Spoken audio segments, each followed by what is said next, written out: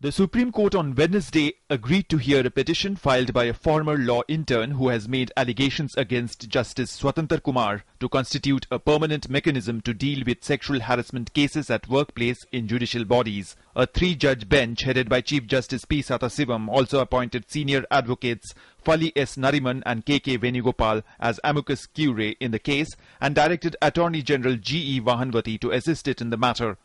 The Chief Justice of India took special note of the prayer made in the writ petition that there are no permanent institutional mechanisms to redress any complaint of and inquire into any complaint of sexual harassment by judicial officers, whether at the Supreme Court, High Court or the subordinate judiciary, and said that this matter requires to be heard by the Supreme Court of India.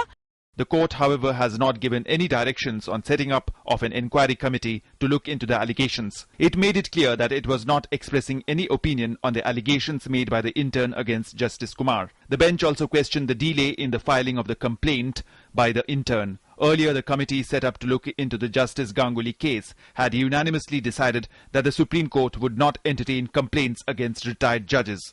The Supreme Court will take up this latest case after 4 weeks. Meanwhile, former Supreme Court judge and National Green Tribunal chairperson Swatantra Kumar also moved the Delhi High Court, seeking to restrain the media from reporting the alleged sexual assault case against him. He has also sought a whopping 5 crore rupees as damages from 2 English news channels and a leading English daily for defaming him in the case. With bureau inputs, Vikas Sarthi's report for DD News.